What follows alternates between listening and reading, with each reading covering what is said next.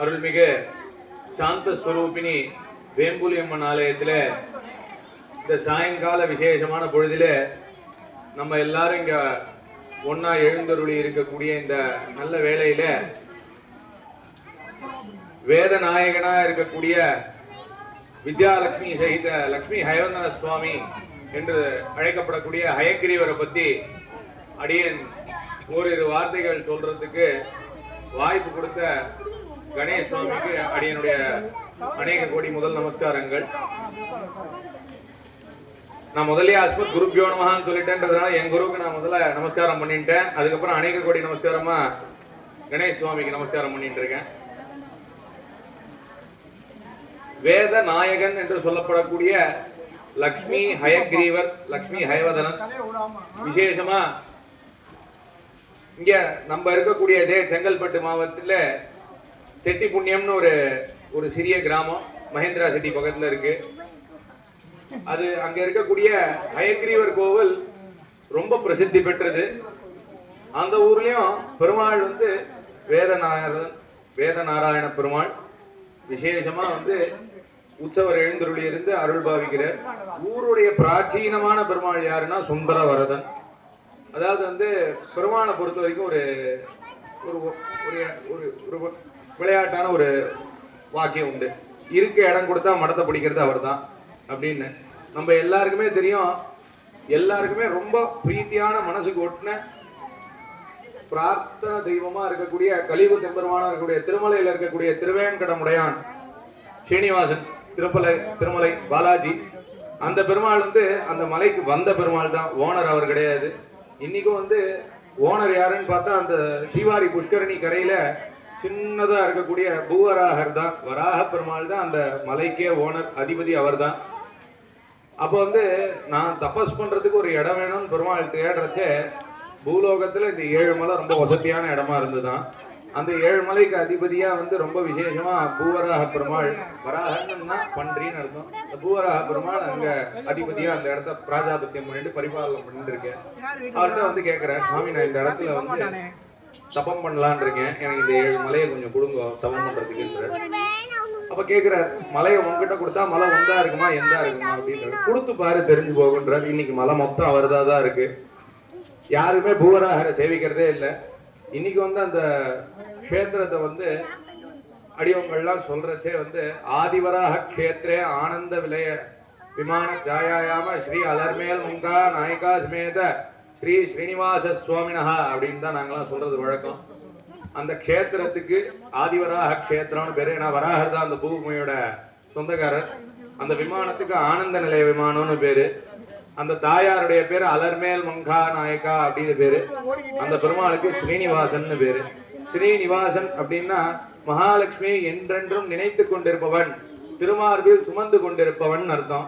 ஆகையினாலே பெருமாளுக்கு தாயார் இல்லையே அந்த மலையில அப்படின்னா ஸ்ரீனிவாசன், பெருமாள் என்றும் வளமார்பில் வாழ்கின்ற மங்கையம்பல்லாண்டு திருமார்போடையே மகாலட்சுமி வச்சுட்டு இனி கீழே எடுத்து வைக்கிறது இல்லை, தாயார திருமார்பிலே வச்சுட்டு இருக்காராம் பெருமாள். அதனால ஸ்ரீனிவாசன் தாயாரே நினைச்சிட்டு இருக்காராம், உங்களையும் நினைச்சிக்கவே இல்லை பெருமாள்.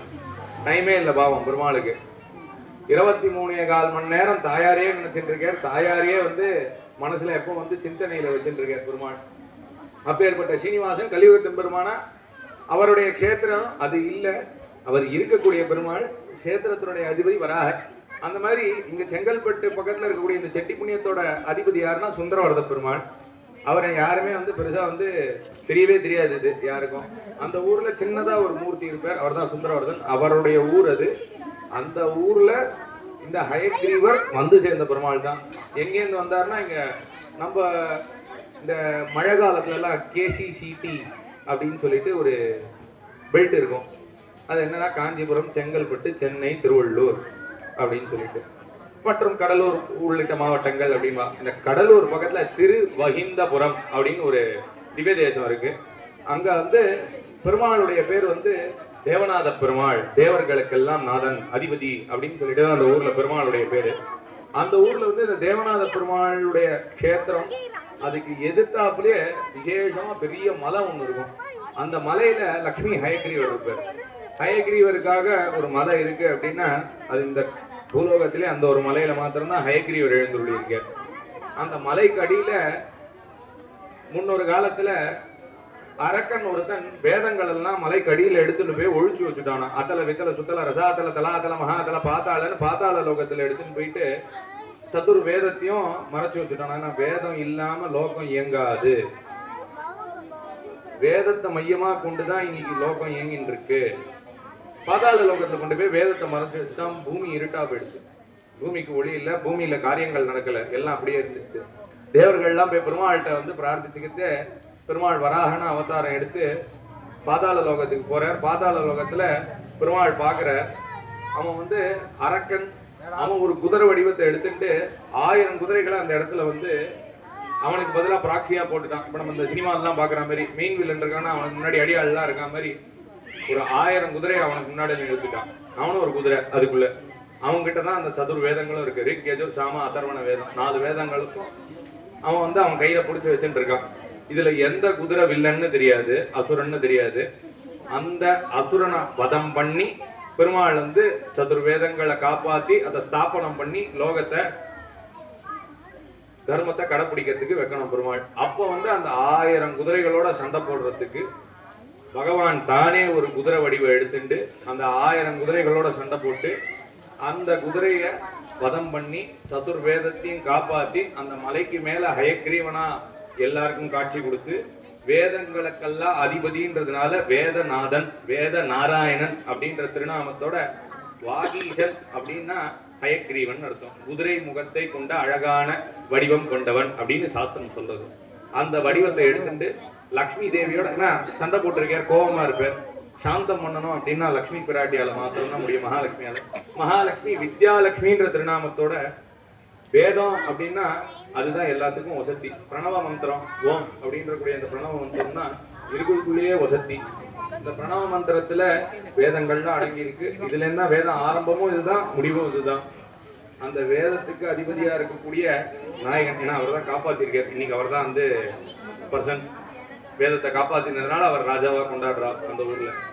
அப்படி இருக்கிறச்சு அந்த வேதத்தை காப்பாத்தின ஹயக்ரீவருக்கு ஒரு பிராட்டியா இருக்கணும் அப்படின்னா அவருக்கு தகுந்தாப்புல இருக்கணும் அப்படின்ட்டு வித்யாலட்சுமின்ற திருநாமத்தோட தாயார் அந்த க்ஷேத்திரத்துல லக்ஷ்மி ஹயவதனா காட்சி அளிக்கிறார் அந்த மலை மேல. இன்னைக்கும் வந்து அந்த க்ஷேத்திரத்தில ரொம்ப விசேஷமா இப்ப இங்க எப்படி ஹோமம் நடக்க போறதோ அதே மாதிரி அந்த க்ஷேத்திரத்துல இந்த மாசமெல்லாம் விசேஷமா ஹோமம் நடக்கும் பெருமாளுக்கு. விசேஷமா பெருமாளுடைய இந்த ஹயக்ரீவருடைய பர்த்டே எப்போ சுவாமி அப்படின்னா ஆவணி சிரவணம். நம்ம எல்லாருக்கும் பர்த்டே வந்து வருஷத்துல ஒரு மாசத்துல வரும். இப்போ வந்து திருமலையில இருக்கக்கூடிய திருவேங்கடமுடையானுடைய திருநட்சத்திரம்னா புரட்டாசி சிரவணம். ஆவணி மாசத்துல வரக்கூடிய சிரவணம் ஹயக்ரீவ ஜெயந்தியா வந்து விசேஷமா கொண்டாடுறான். நமக்கெல்லாம் பர்த்டே வந்தா அது ஜென்ம நட்சத்திரம், பெருமாளுக்கெல்லாம் பர்த்டே வந்தா அது ஜெயந்தியா கொண்டாடுறோம். இப்ப இந்த கிருஷ்ண ஜெயந்தி, விநாயகர் சதுர்த்தி இதெல்லாம் கொண்டாடுறோம்னா ஏன் அந்தந்த தெய்வத்தோட பிறந்த நாள்.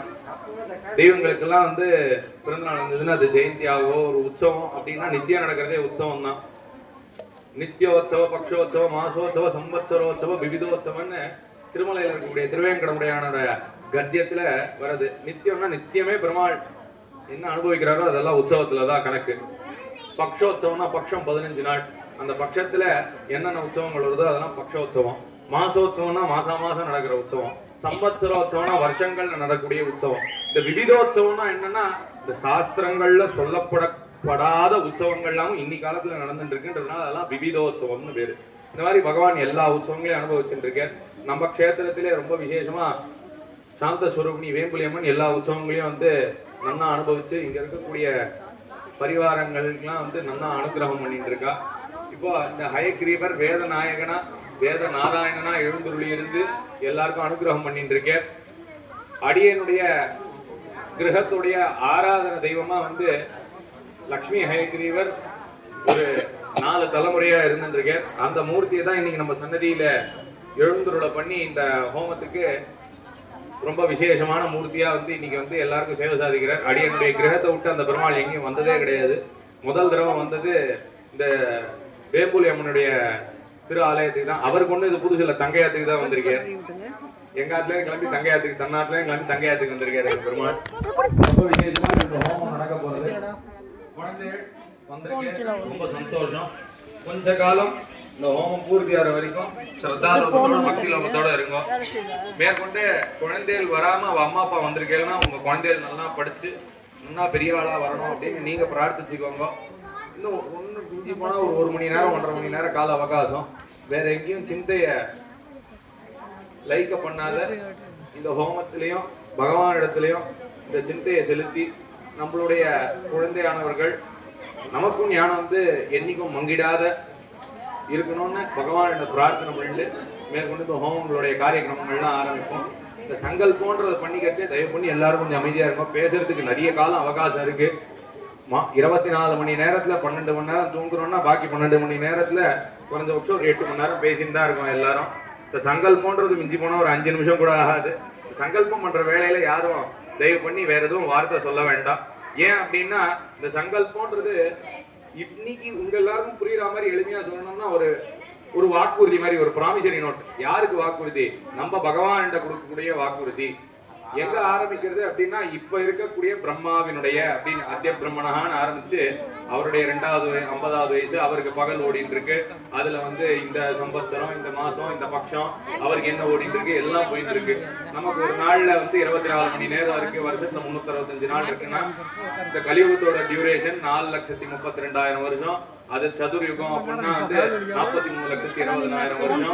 அதனுடைய 1000 வருஷம் போனோம் அப்பதான் பிரம்மாக்கு ஒரு ராத்திரி. அந்த மாதிரி 1000 சதுர்யுகம் போனோம் அப்பதான் பிரம்மாக்கு ஒரு பகல். இந்த மாதிரி அவருக்கு போயிட்டு இருக்க கணக்குல ஆரம்பிச்சு இன்னைக்கு தேதி இந்த நட்சத்திரம் சம்பத்சரம் நாள் கிழமை ஓடிட்டு இருக்குன்ற வரைக்கும் எல்லாத்தையும் சொல்லி நம்ம கோத்திர பிரவரத்தை சொல்லி தான் சங்கல்பம் பண்ணிக்கிறோம். ஆகையினால அந்த ஒரு 5 நிமிஷ காலம் எல்லாரும் வந்து இந்த சங்கல்பத்துல செலுத்தி பகவானிடத்துல பிரார்த்தனை பண்ணிட்டு அவனுடைய திருவருளுக்கு பாத்திரமா எழுந்தருளி இருக்கணும்னு பிரார்த்திச்சுக்கிறேன். கவிதார்க்கிக சிம்மாய கல்யாண குணசாலினி ஸ்ரீமதே வெங்கடேஷாய வேதாந்த குரவே நமஹ.